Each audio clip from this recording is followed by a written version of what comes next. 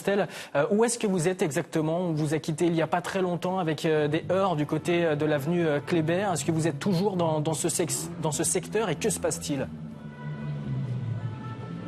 Oui, tout à fait Grégory, nous sommes toujours avenue Kléber et en fait les heurts ont éclaté un petit peu à droite là dans les petites ruelles perpendiculaires à l'avenue Kléber et je suis avec Fred, Fred qui est un street medic. Bonjour Fred.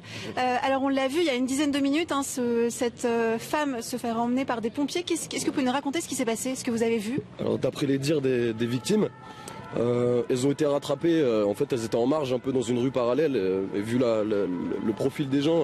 C'est des gilets jaunes Ouais tout à fait, ils faisaient partie de la manif, mais bon c'était un monsieur d'une 60aine d'années, enfin voilà, une nana et tout ce qu'il y a de plus classique, pas cagoulé ni rien. Donc ils étaient dans une rue parallèle et en fait ils se sont fait rattraper à un moment donné où ça a ralenti, ils se sont fait rattraper par la BAC de ce qu'ils nous ont dit. Et en fait quand la BAC les a rattrapés, elle les a pris par surprise par derrière et elle leur a mis des coups de matraque dans la tête. Moi je vous raconte ce qu'ils nous ont dit, voilà. Vous étiez aussi ce matin à proximité du jeune homme qui s'est blessé à la main. Pareil, qu'est-ce que vous avez vu? Ouais, alors de ce qui s'est passé à l'instant T, on n'a rien vu du tout. Maintenant, vu les dégâts, c'est une grenade GLI. C'est vous qui vous en êtes occupé? Entre autres. Attention, on est quand même nombreux. Il y a plein de médics sur la manif, donc entre autres, oui.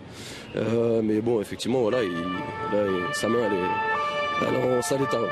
Quel bilan vous tirez de l'acte 13 aujourd'hui? Est-ce que vous avez vu beaucoup de blessés? Est-ce que vous avez eu beaucoup à faire? Alors de ce qu'on a entendu tôt dans le début de manif, il y a eu pareil 3 blessés à la matraque aussi apparemment. Et vous de ce que vous avez pu constater? Nous on a fait celui de ce matin avec la main arrachée et les deux là. Et un peu plus loin dans la rue, là on s'en est pas occupé d'eux parce qu'il y avait déjà du monde dessus. Mais il y avait d'autres blessés aussi qui se sont fait rattraper par le même cortège de BAC. Et voilà. Vous avez fait combien d'actes en tant que street medic? Un paquet, vous dire exactement je sais plus, mais un paquet. Après quand je travaille parce qu'on a tous un métier aussi. Mais... Quel regard vous portez sur ces violences qui émaillent les manifestations? Est-ce que vous avez vu une évolution par rapport aux actes que vous avez faits? Quel regard vous portez sur tout ça? Moi je pense que c'est compliqué de porter un jugement. Accuser les violences des manifestants c'est compliqué. Moi je jette la pierre à personne. Ça fait un moment que les gens sont dans la rue, qui gueulent leur ras-le-bol, et ça fait un moment que ça bouge pas, donc je pense qu'à un moment donné c'est malheureusement un passage obligé, quoi.